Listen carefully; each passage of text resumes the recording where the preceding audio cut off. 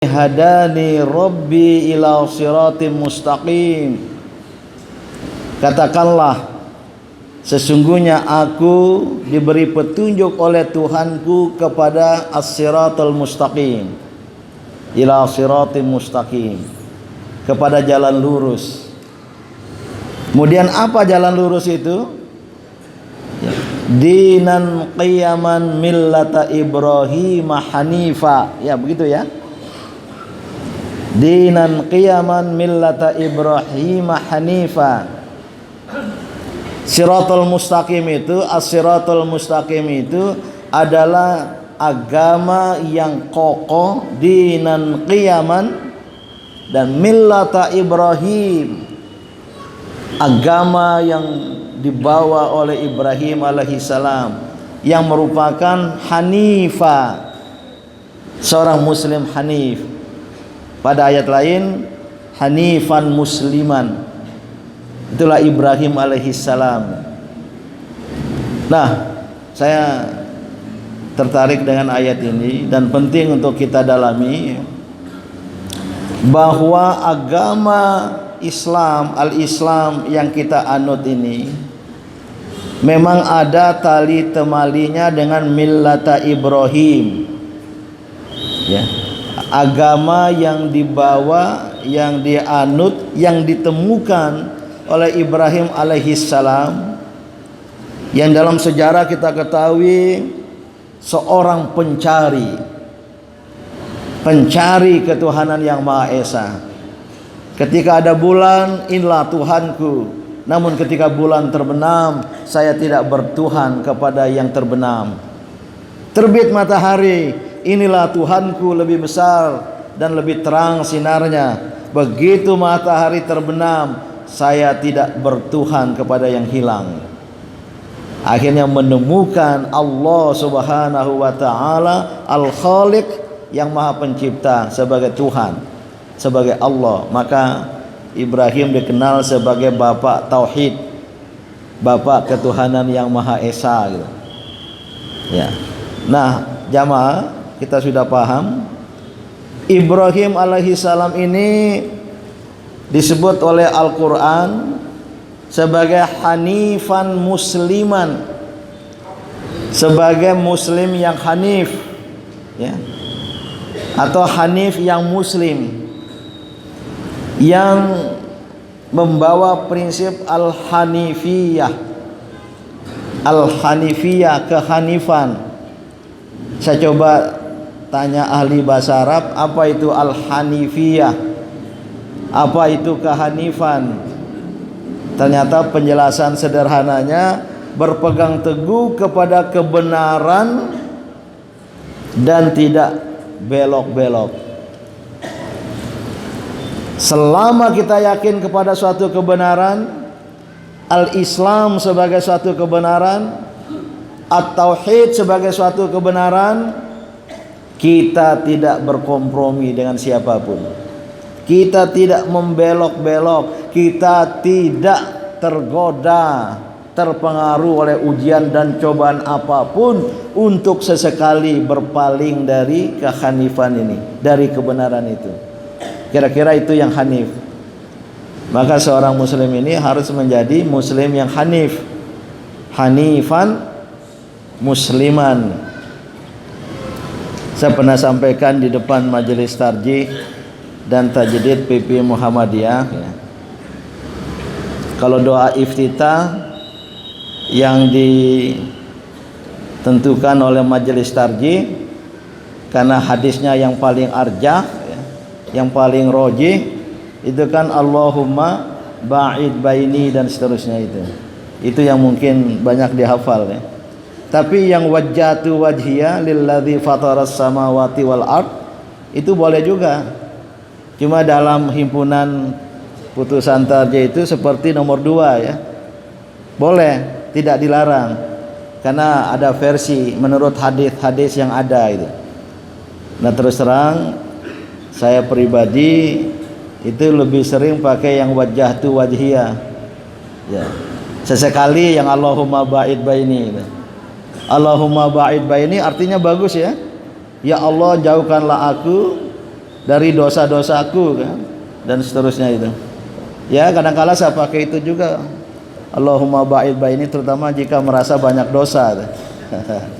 Tapi saya sering dan senang yang wajjahtu wajhiyah, yang boleh juga oleh majelis tarjih, tapi panjang itu. Ya, tidak sampai wa ana minal muslimin.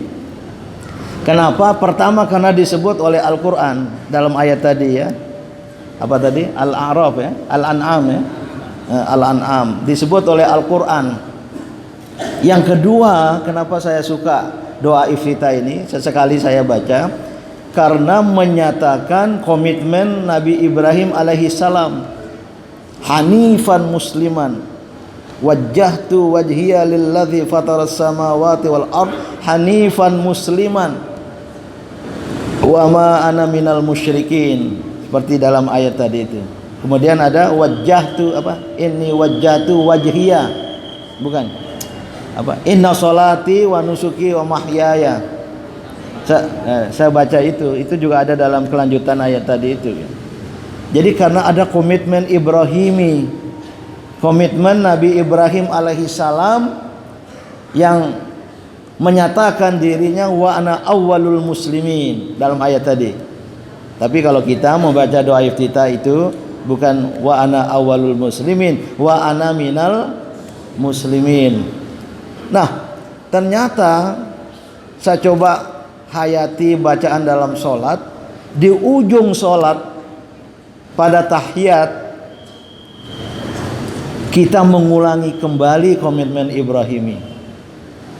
Kama barakta ala Ibrahim wa ali Ibrahim, kama shallaita ala Ibrahim, kama barakta ala Ibrahim. Saya memahaminya seolah-olah di penghujung sholat sebelum kita salam menutup sholat kita nyatakan kembali komitmen Ibrahim ini. Maka saya berpikir sholat itu intinya Ibrahimi, yaitu tauhid, yaitu berada pada as-siratal mustaqim sebagai dinan qiyaman millata Ibrahim hanifa. As-siratal mustaqim ada dalam Al-Fatihah, yang wajib hukumnya kita baca Al-Fatihah dalam sholat, dalam setiap rakaat itu. Luar biasa itu. Jadi kira-kira ibadat mahdoh, salah satu ibadat mahdoh dalam Islam namanya sholat, antara lain menegaskan kepada kita, menganjurkan kepada kita agar kita tetap pada komitmen Ibrahimi yang tiada lain as-siratal mustaqim. Nah, Rasulullah sallallahu alaihi wasallam sebagai pelanjut komitmen Ibrahimi ya, agama samawi ya, Yahudi, Nasrani, Islam, tapi pada Islam sangat ya menjaga keaslian dari millata Ibrahim tadi itu, pada tauhid tadi itu ya. Karena pada agama-agama lain sudah ada penyimpangan ya. Karena komitmen Ibrahim itu ada juga wa makana minal musyrikin ya. Wa makana minal musyrikin, tidak terjebak ke dalam syirik, tidak menjadi musyrik atau minal musyrikin. Sementara agama-agama yang berasal dari Ibrahim alaihi salam juga terjadi penyimpangan, tapi pada Islam dengan Muhammad sallallahu alaihi wasallam itu dipelihara tauhid itu, as-siratal mustaqim itu. Nah, namun Nabi Muhammad sallallahu alaihi wasallam pernah bersabda, inna ahabbad din ilallah, ada versi lain, inna khairad din indallah, agama yang paling disukai oleh Allah, agama yang paling disukai oleh Allah Subhanahu wa taala, al-hanifiyatus samha. Al-hanifiyatus samha, kehanifan yang berlapang dada, kehanifan yang bertenggang rasa. Jadi kita tetap hanif, tetap hanifan musliman, tidak belok ke sana kemari sedikit pun menyangkut kebenaran al-Islam atau tauhid, tetapi yang terbuka, yang berlapang dada, yang penuh dengan tasamuh, itulah as-samha. Inna ahabbad din ilallah al-hanifiyatus samha. Agama yang paling disukai oleh Allah, keberagaman yang paling disukai oleh Allah adalah keberagaman yang menampilkan kehanifan, al-hanifiyah, tapi as-samhah. Muhammadiyah mengamalkan ini. Maka para jamaah dalam kita berislam ini jangan main pokoe, jangan main mutlak-mutlakan di dalam hal-hal yang sesungguhnya muhkamat, mutasyabihat, dalam hal-hal yang mengandung multi tafsir, yang boleh ditafsirkan, yang boleh dipahami. Dalam hal-hal seperti ini kita harus mengedepankan tasamuh. Jangan main pokoe, jangan main mutlak-mutlakan, akhirnya mengkafirkan orang lain, takfiri, akhirnya menyesatkan orang lain. Ini sungguh dilarang oleh Islam. Ada di antara kita sekarang yang seperti itu. Tapi kalau sudah menyangkut yang muhkamat, yang tidak boleh, yang qat'i, yang tidak boleh ditafsirkan, memang itu tidak ada kompromi. Memang itu tidak perlu dibicarakan lagi. Tapi kalau masih bersifat khilafiyah, masih bersifat furu'iyah, masih bersifat bisa ditafsirkan ijtihadiyah, itu wilayah tasamuh, wilayah toleransi. Hadirin hadirat, saya nanti mengundang 1-2 pertanyaan ya. Tolong panitia siapkan mic. Yang bertanya berdiri di tempatnya. Inilah yang sekarang dialami oleh umat Islam, yang di mana-mana, di banyak tempat, baik di dunia maupun di Indonesia ini sekarang mudah diadu domba, mudah adanya pertentangan di antara kita sesama muslim. Di Betawi sana, di belakang rumah kami itu sering kalau habis azan, khususnya subuh, itu dilantunkan sholawat itu. Allahumma sholli ala sayyidina Muhammad dengan lagu ya. Saya nggak bisa melakukannya itu. Indah sekali. Allahumma sholli ala sayyidina Muhammad. Ini karena pakai sayyidina, bukan di Masjid Muhammadiyah mungkin ya. Apa kelanjutannya? Wa ashghiliz zalimina bizzalimin. Ya Allah, sibukkanlah ashghil. Jadi kalau masyghul itu ashghil. Ashghiliz zalimina bizzalimin. Sibukkanlah orang-orang zalim itu untuk berantem sesama mereka. Wa akhrijna min bainihim salimin. Maka keluarkanlah kami dari cengkeraman orang-orang zalim itu dengan selamat. Ini sholawat di Betawi. Nggak tahu di Pekalongan, Pekajangan ada yang bacakan itu enggak? Oh, ada ya? Dilantunkan indah sekali itu. Ada yang bisa melantunkannya? Allahumma sholli ala sayyidina Muhammad wa ashghiliz zalimina bizzalimin wa akhrijna min bainihim salimin. Karena artinya seperti itu tadi, ini kelihatannya doa politik ini. Saya minta diselidiki siapa yang menciptakan, karena nggak ada hadisnya salawat ini. Ghairu ma'thur, tidak ada berdasarkan hadis. Ternyata katanya diciptakan oleh Kiai Haji Abdullah Syafi'i, ya, ulama besar Betawi ya. Bapaknya Profesor Tuti Alawiyah almarhumah. Beliau itu tokoh Masyumi dulu, Asy-Syafi'iyah. Jadi mungkin zaman Masyumi dulu umat Islam dianiaya, ditekan oleh orang-orang zolim. Ya, suasana itu ya. Nggak tahu diantara ini yang lebih senior dari saya mungkin mengalami zaman Masyumi dulu itu. Maka berdoalah kepada Allah, wa ashghiliz zalimina bizzalimin wa akhrijna min bainihim salimin. Sibukkanlah orang-orang zalim, orang-orang yang aniaya itu untuk berantem sesama mereka, dan keluarkanlah kami dari cengkeraman mereka. Bagus sekali. Tapi kalau saya dengar selawat ini sekarang, Hati saya miris. Bahasa Jawanya miris ya. Sedih. Kenapa? Karena kenyataan di lapangan, kenyataan di bawah, seolah-olah selawat orang lain yang makbul. Seolah-olah, tapi orang lain nggak berselawat. Orang lain nggak punya selawat. Orang-orang zolim itu nggak punya selawat. Tapi seolah-olah doa mereka yang makbul, yang menjadi kenyataan. Mungkin bunyinya begini: wa ashghilil muslimina bil muslimin wa akhrijna min bainihim salimin. Ya Allah, sibukkanlah orang-orang Islam itu untuk berantam sesama mereka, dan keluarkanlah kami dari cengkraman orang Islam, bebaskanlah kami dari kekuatan dan kewibawaan umat Islam itu. Inilah yang menjadi kenyataan sekarang. Kita diadu domba, kita berantam sesama kita, hanya masalah-masalah kecil, kemudian sesama umat Islam berkelahi.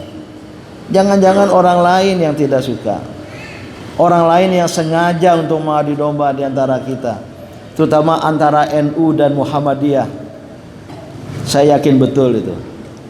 Saya yakin betul itu. Maka ya, para petinggi organisasi ini sebenarnya harus hati-hati berbicara. Harus yang mendamaikan, harus yang menyatukan. Tapi kalau sudah kemudian menebar dan menyebar kebencian terhadap kelompok lain, inilah pemicu dari konflik demi konflik yang terjadi di kalangan umat Islam. Maka warga Muhammadiyah, kita harus berpegang kepada al-hanifiyatus samha, kehanifan yang berlapang dada, yang bertenggang rasa.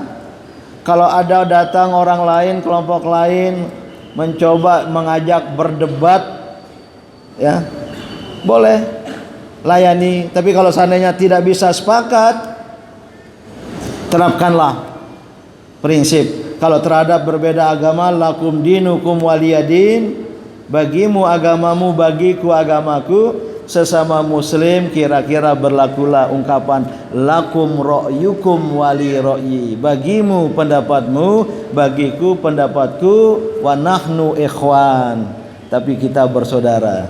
Bisa nggak seperti itu gitu? Saya kagum dengan Pekajangan, ada tetangga desa juga ya, Buaran, sama-sama berwira swasta ya.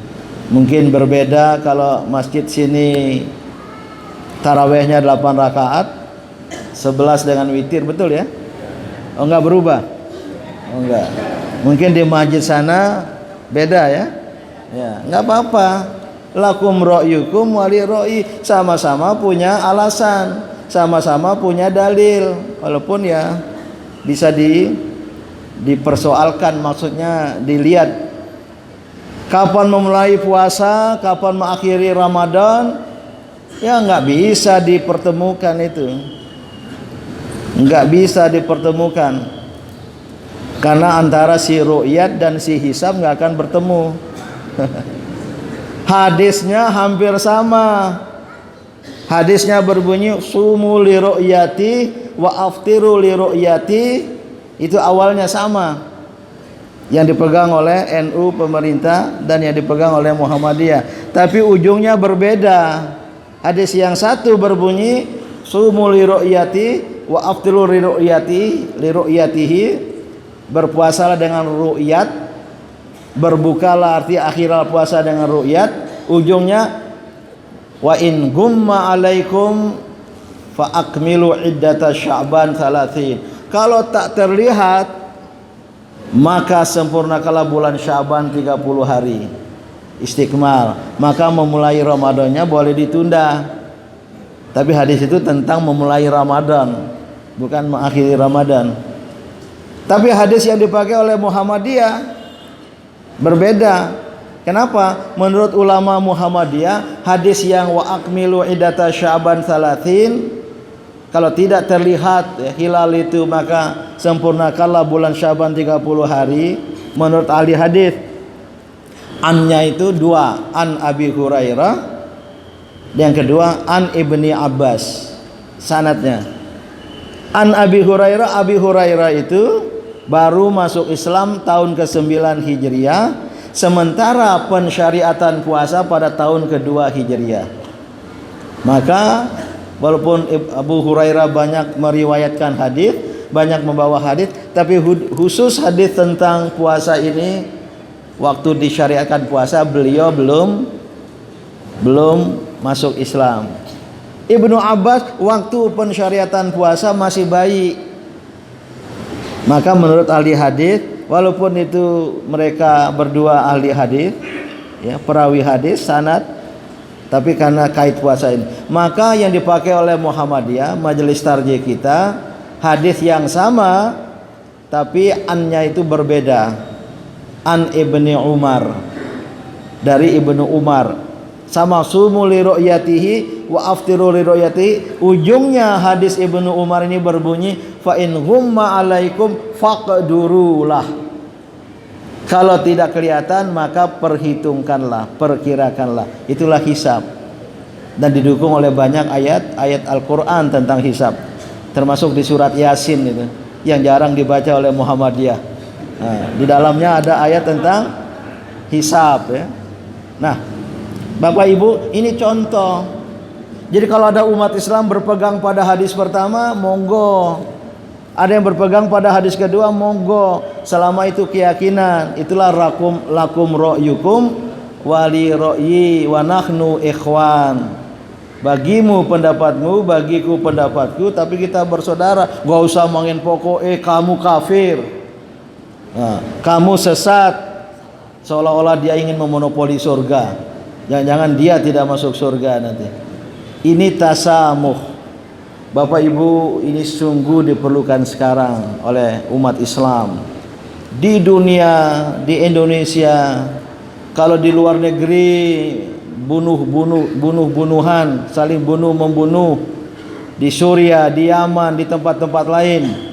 Alhamdulillah kita di Indonesia jangan mau terprovokasi, ya, terutama antara dua NU dan Muhammadiyah, ya. Saya berpendapat kalau dua organisasi ini bersatu, insya Allah sebagian besar dari masalah umat dan bangsa teratasi. Ini saya bisa ngomong begini karena saya ini pernah hidup di dua dunia, amfibi. Waktu kecil di NU, waktu dewasa di Muhammadiyah, maka insya Allah kalau meninggal masuk surga. Waktu kecil bapak saya tokoh NU, sekretaris NU cabang PCNU. Maka saya disekolahkan di sekolah NU, SD NU atau Madrasah Ibtidaiyah NU, Madrasah Tsanawiyah NU. Waktu kelas 2 Tsanawiyah dulu saya ketua pelajar, merangkap ketua IPNU. Maka saya pernah menjadi ketua pimpinan cabang IPNU di Sumbawa. Kemudian ke Gontor, selesai Gontor ke IAIN Jakarta, saya memilih masuk IMM, Ikatan Mahasiswa Muhammadiyah. Jadilah pemuda Muhammadiyah, terpilih sebagai ketua umum Muhammadiyah, ya. Yang kemudian beredar nih terakhir ini, ya, di website mana itu, Din Syamsuddin adalah hadiah NU untuk Muhammadiyah. Tapi dibalas oleh tulisan lain, ya, Din Syamsuddin memilih Muhammadiyah setelah berijtihad. Itu ada. Maka kemarin, ya, waktu Gus Solah meninggal, ya, saya baru bisa datang malam ke-7 karena waktu meninggal saya di luar negeri gitu. Pas malam ke-7 ramai itu di depan sana itu tahlilan. Para santri itu mungkin belasan ribu, dalam rumah itu banyak lagi, ada Rais Am Syuriah NU, para kiai-kiai khos yang disuruh berbicara sambutan 3 orang. Pertama Pak Lukman Hakim Saifuddin, ya, itu adik iparnya Gus Solah, beliau adik dari Nyai Farida, istrinya Gus Solah, alumni Gontor. Kemudian yang kedua MH Ainun Najib, Cak Nun, alumni Gontor. Baru saya ketiga. Nah, Cak Nun ini kan suka nyelekit, ya.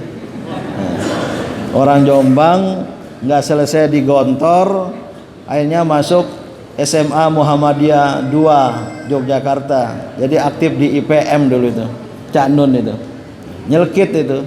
Tadi waktu tahlilan Pak Din Syamsuddin duduk di samping saya amati beliau ternyata nggak bisa tahlilan.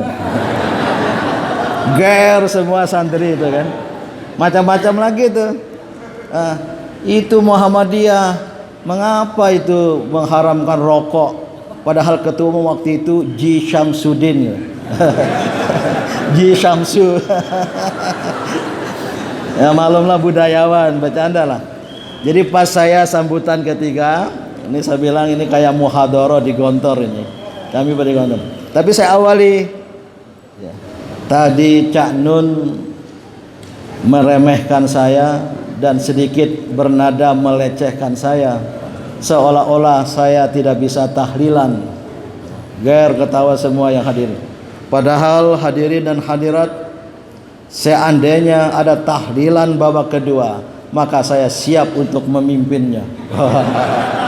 Tapi jangan malam ini. Saya ceritakanlah saya dulu di Ibnu, sekarang di Muhammadiyah. Maka 2-3 puasa yang lalu saya masih sebagai utusan khusus presiden.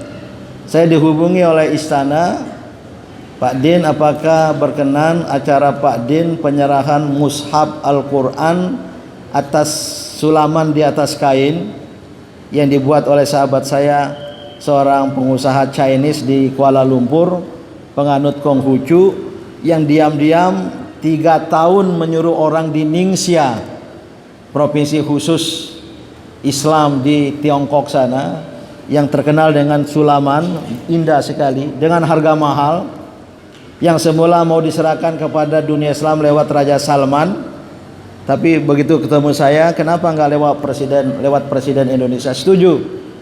Dan kebetulan saya utusan khusus presiden, maka dijadwalkanlah ya. Ternyata batal waktu nuzul Quran. Akhirnya saya diminta, maukah kalau diserahkan pada pada hari pembukaan MTQ internasional. Begitu kata istana ngomong, oh ya insya Allah. Saya berada di Sumbawa, saya pulang segera dari Sumbawa, dari pesantren saya. Ternyata acara sore itu, sore ya, saya pikir acara Kementerian Agama, yaitu pembukaan musabaqah tilawatil Quran internasional. Ternyata acara Jumiatul Qura wal Hufaz PBNU. Maka penuh kiai-kiai itu, banyak bersarung dan bersandal itu. Dan ternyata setelah Agil Sirat diminta sambutan ya. Ya, biasa kalau sudah asyik lupa waktu gitu. Sebentar lagi akan saya akhiri. Kiai Agil Sirat itu suka usil juga itu. Al-Mukarram, Bapak Presiden pakai Al-Mukarram itu. Al-Mukarram Gus Din Syamsuddin, mantan ketua Ibnu cabang Bima, saya bilang cabang Sumbawa. Selesai beliau, saya diminta sambutan, nggak dibilang terlebih dahulu. Maka udahlah, saya kerjain. Bapak Presiden, sebelum saya lanjutkan, izinkan saya mengomentari ucapan sahabat baik saya, Ketua Umum PBNU Profesor Dr. K.J. Agil Siraj, yang menyatakan saya sebagai mantan ketua IPDU. Memang betul demikian, dan izinkanlah saya merasa tersanjung bahwa PBNU masih mengakui saya sebagai anggota NU. Wow. Maka tidaklah berlebihan Bapak Presiden jika saya merasa ungkapan Kiai Agil Siraj tadi itu sebagai bentuk dukungan PBNU kepada saya untuk menjadi calon ketua umum PBNU yang akan datang. Ger semua itu. Tapi habis acara itu saya habis dicium-cium oleh para kiai itu. Padahal kalau sekarang ada corona, saya nggak mau salaman itu. Saya selalu pakai antis itu. Selesai salaman itu. Ya. Besoknya dimuat oleh duta masyarakat.id. Ada foto saya, ya. Di bawahnya bertulis Din Syamsuddin siap menjadi ketua umum PBNU. Waduh, celaka ini. Saya menunggu reaksi dari Muhammadiyah. Alhamdulillah 90% nganggapnya santai. Nggak ada tanggapan, biasa kan itu bercanda. Tapi ada juga itu yang atas diri kan cabang, jangan-jangan cabang pegajangan ya. Ketua cabang, oh rupanya selama ini hanya numpang mampir di Muhammadiyah. Padahal visi saya ingin menyatukan umat-umat Islam, ormas-ormas Islam. Kita tetap punya keyakinan, kita tetap punya prinsip pemahaman keagamaan. Namun ya, kita tetap luas di dalam bergaul dan berkawan gitu. Itulah watak Muhammadiyah, dan inilah yang harus diamalkan oleh umat Islam dewasa ini, sehingga kita tidak mudah diadu domba oleh orang-orang lain. Saya ingin berhenti sampai di sini. Saya ingin berhenti jam 11. Ada satu dari bapak-bapak, satu dari ibu-ibu yang ingin bertanya atau menanggapi. Ini kesempatan. Saya datang jauh-jauh. Ya, ini satu dari bapak sudah kasih mic. Dari ibu ada? Nggak ada. Dicukupkan satu ya.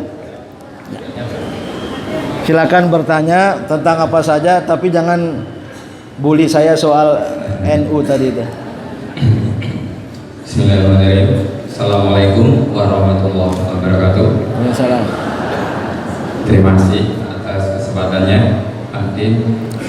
Saya Nusron asli Pekajangan, Gang 14. Bukan Nusron Wahid. Bukan, Muhammad Nusron kali ini. Mau tanya ini Pak Din, bagaimana sikap warga Muhammadiyah atau Muhammadiyah melihat kondisi ekonomi dan kondisi politik pada tahun-tahun ini? Karena kita melihat akhir-akhir ini, semalam saja kami mau belanja gula aja luar biasa Pak Din, susah, dan harus dibatasi sampai 3 atau 5 kilo saja. Padahal buat ini kami kan tiap hari buat karyawan, jadi harus bikin tag terus ini Pak Din biar gak loyo gitu. Dan ini juga bagaimana langkahnya masker ya, masker, ada pengusaha masker juga ini di Pekajangan itu langka sekali ini, banyak permintaan. Nah itu bagaimana sikap kita? Terima kasih. Dan mengenai juga penyakit Ya, yang sudah terima kasih tadi. Kalau gula dibatasi, saya kira bagus ya. Bila perlu nggak usah minum pakai gula. Saya sudah menghindar gula soalnya, karena ada diabetes. Jadi perlu dibatasi juga itu. Saya setuju itu. Peraturan pemerintah untuk membatasi gula supaya konsumsi gulanya juga terbatas. Saya sebenarnya menghindar berbicara soal keadaan kehidupan nasional, apalagi dalam bidang politik dan ekonomi. Tadi maka saya bicara ayat-ayat Al-Quran saja. Tapi inilah Pekajangan pasti ngomong politik ya. Padahal nggak disinggung tadi ya. Ringkasnya, saya mengamati, merasakan kondisi sosial, ekonomi, politik sekarang ini memang mengandung masalah besar ya. Ada penumpukan masalah, ada masalah-masalah serius yang tidak diselesaikan. Di lembaga saya di Jakarta, hari Kamis dan hari Jumat lalu, 2 hari lalu, itu ada diskusi mengangkat tema yang pertama soal hari Kamisnya, soal mega skandal korupsi uang rakyat, membahas Jiwasraya dan lain-lain. Banyak ahli datang berbicara. Hari Jumatnya ada diskusi lagi di tempat yang sama, mengangkat tajuk Omnibus Law, tentang rancangan undang-undang omnibus ya, yang ringkasnya dari 2 kasus ini saja betapa kebobrokan itu nyata. Saya menyimpulkan, ada di YouTube rupanya ada wartawan yang membukakan kesimpulan diskusi itu. Saya berbicara tapi dibuat di bawahnya agak sensasi ya. Saya merinding mendengar kesimpulan Profesor Din Syamsuddin tentang keadaan negeri kita sekarang ini. Itu dibuat di bawahnya. Merinding, padahal waktu saya sampaikan saya tidak merinding ya. Tapi memang iya, karena kesimpulan dari para pakar yang berceramah yang menjadi narasumber itu, kasus ini sebenarnya penjarahan uang rakyat ya. Maka kesimpulannya kita desakkan ya, kepada DPR untuk segera bentuk pansus. Jadi nggak cukup panja Pak Farid, sekarang ada 3 panja, harus pansus. Dan jangan ditutup-tutupi. Saya juga bilang jangan karena isu corona, isu jiwasraya kemudian ditutup-tutupi. Dan saya bilang jangan sampai ditutup-tutupi, akan kita kejar ke ujung dunia sudah. Tapi sudah kemarin ya, ketika ada usul salam Pancasila, kok ada di media sosial jawabnya salam jiwasraya ya. Ini orang Indonesia ini kreatif, ada-ada saja gitu. Itu keadaan ekonomi. Jadi luar biasa ini. Tapi sekarang didesakan DPR apa istilahnya menalanginya ya. Jadi sudah dijarah, kemudian dari uang rakyat pula dipakai untuk menalangi. Nah, kita tidak tahu, kelihatannya senang nih dengan ada isu corona ini nih. Jangan-jangan biar aja berita tentang corona terus yang berkembang, sehingga isu-isu semacam ini. Termasuk Omnibus Law. Jadi ada undang-undang yang ingin menggabung seluruh undang-undang ya. Ini juga dari sudut hukum tata negara dan pembentukan hukum kita juga ada yang menganggapnya menyimpang, apalagi isinya. Ini pada dasarnya ingin memudahkan investasi, ingin memudahkan para pengusaha yang besar-besar ya, bukan pengusaha-pengusaha menengah. Maka Omnibus Law ini harus juga kita tolak. Inilah kondisi kita. Belum lagi kita ditimpa oleh masalah musibah demikian. Saya terus terang ya, dalam rangka menjawab pertanyaan ini, apa yang kita hadapi ini adalah bentuk kemungkaran nyata, bentuk dari organized mungkarat, kemungkaran yang terorganisir, yang direkayasa. Oleh karena itu Muhammadiyah yang punya slogan amar ma'ruf nahi mungkar tidak boleh diam. Apalagi Muhammadiyah dengan Ali Imran 104, wal takum minkum ummatu yad'una ilal khair.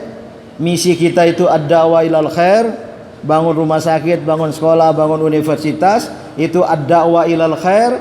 Tapi jangan lupa yang kedua, wa ya'muruna bil ma'ruf wa yanhauna 'anil munkar, amar ma'ruf dan nahi mungkar. Kalau amar ma'ruf nahi mungkar kita lupakan, hasil dari ad-da'wah ilal khair bagaikan bangunan rumah pasir yang akan roboh. Maka tetap memberi perhatian kepada amar ma'ruf nahi mungkar, walaupun dan apalagi kemungkaran ini terstruktur, memasuki struktur kehidupan kenegaraan kita. Jadi lebih berat sekali dampaknya ya. Saya tidak ingin ngomong lebih lanjut, mungkin saya bisa diundang berceramah tentang itu ya, oleh Universitas Muhammadiyah Pekajangan Pekalongan. Belum ada ya? Belum ada muridnya ya? Oh sudah ada ya. Untuk Stadium Cendera itu secara akademik. Cuma poin bagi kita Muhammadiyah, marilah kita tidak melupakan amar ma'ruf dalam batas. Namun Muhammadiyah bukan organisasi yang menggunakan kekerasan. Amar ma'ruf nahi mungkar haruslah bi thoriqatil ma'ruf, dengan cara-cara yang ma'ruf, bukan dengan cara-cara yang mungkar. Tapi jangan sampai diam. Ibu-ibu, para jamaah, bapak-bapak, saya mendalami hadis-hadis yang ada dan ayat-ayat Al-Qur'an. Kalau manusia tidak mau dan tidak mampu lagi beramar ma'ruf dan bernahi mungkar, maka tunggulah alam yang akan melakukannya. Maka jangan sampai musibah alam, bencana alam yang menimpa kita ini beruntun. Jangan sampai kita harapkan bukan itu. Bukan karena alam sedang berbicara, karena manusia tidak lagi mampu untuk beramar ma'ruf dan bernahi mungkar. Paling tidak cara beramar ma'ruf dan bernahi mungkar umat Islam, warga Muhammadiyah lah generasi penerus kita. Didiklah putra putri kita, anak cucu kita untuk tetap di dalam jalur agama as-siratal mustaqim, dinan qiyaman yang diajarkan Ibrahim alaihissalam tadi. Jangan sampai terpengaruh, jangan sampai kemudian generasi milenial yang ada kemudian mengikuti kebebasan yang melanda dunia dewasa ini. Itu juga sudah amar ma'ruf dan nahi mungkar yang sangat strategis yang bisa kita lakukan dalam kehidupan keluarga dan kehidupan masyarakat kita. Saya kira demikian yang bisa saya jawab. Marilah kita akhiri pertemuan kita ini. Udah terakhir singkat, Ibu mana berdiri?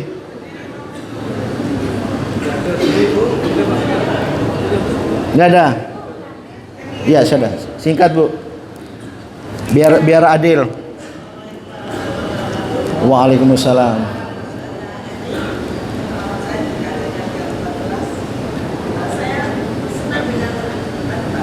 Rumah ibu yang sebelah sini. Oh, hanya pemberitahuan kan, bukan undangan untuk mampir kan? Iya.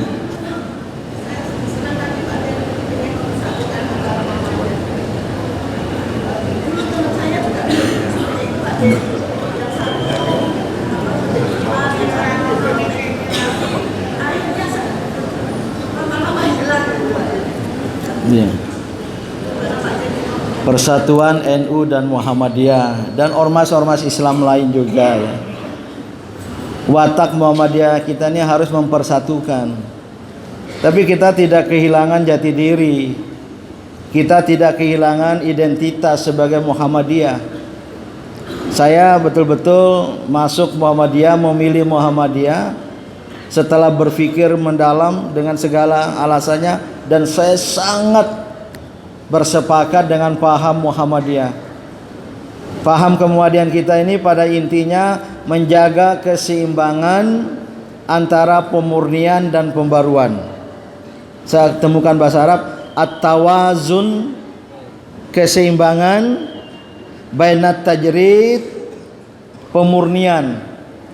Cuma tajrid ini hanya dalam bidang akidah dan ibadah mahdoh, mujarrad, hanya mencukupkan diri seperti yang dibawa diteladankan Rasulullah SAW. Ini tajrid. Tapi wat tajdid dan pembaruan dalam bidang muamalah, dalam bidang kebudayaan, itu pemahaman keagamaan Muhammadiyah. Saya sangat yakin itu. Saya sangat sepakat itu. Maka Muhammadiyah dalam bidang ibadah ya seperti diajarkan Rasulullah SAW. Tapi dalam bidang muamalah, sosial, ekonomi, politik, ini wilayah kebebasan, wilayah kreativitas. Nah, kembali kepada pertanyaan Ibu, suasana sekarang ini kalau ada yang mengadu domba kita, warga Muhammadiyah harus cerdas. Mohon maaf, kami tidak mau diadu domba. Tapi toleransi kita, apalagi terhadap beda agama, saya kembangkan dikit ya. Jangan kebablasan. Saya melihat ada kebablasan, toleransi antar umat beragama, tapi kemudian buka puasanya di gereja. Ya. Kemudian toleransi berumat beragama dalam peringatan perayaan hari keagamaan orang lain kok pakai qasidah. Ada enggak itu?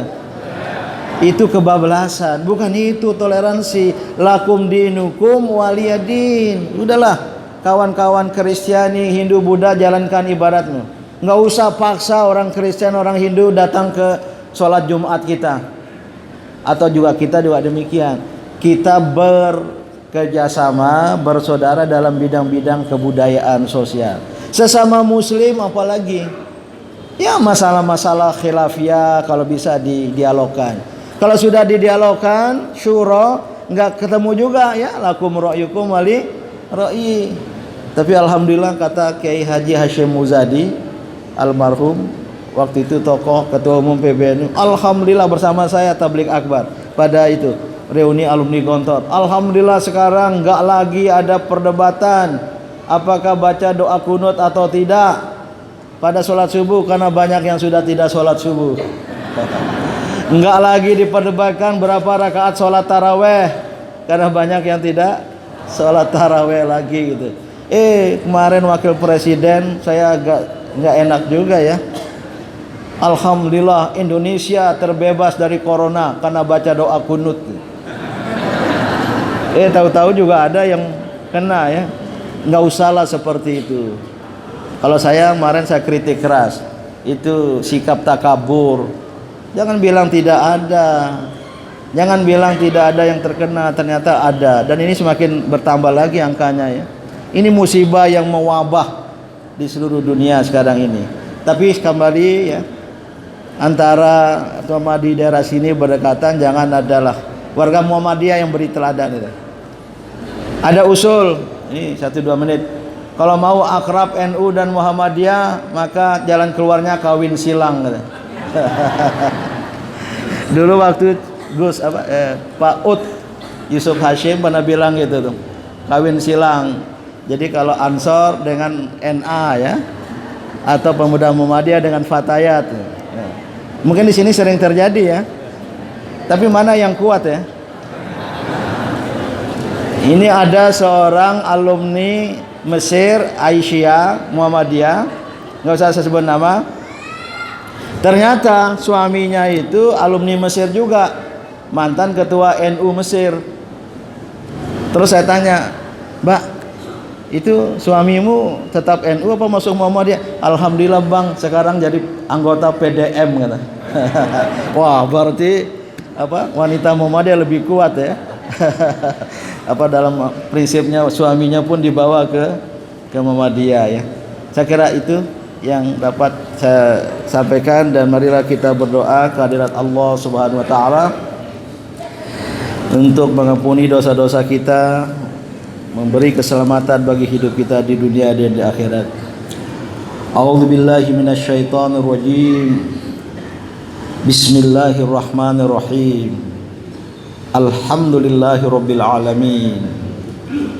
Hamdan syakirin, hamdan na'imin, hamdan yuafi ni'amahu wa yukafi'u mazidah. Ya Rabbana lakal hamdu kama yanbaghi li jalalikal karimi wa azimi sultanik.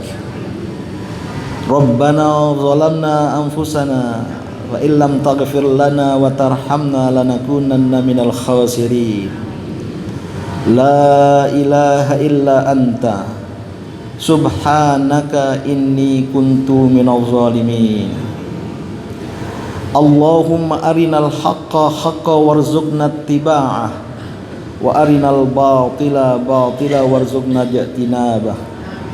Rabbana hab lana min azwajina wa dhurriyyatina qurrata a'yun waj'alna lil muttaqina imama. Iyyaka na'budu wa iyyaka nasta'in. Ihdinas siratal mustaqim, siratal ladzina an'amta 'alaihim ghairil maghdubi 'alaihim waladdallin.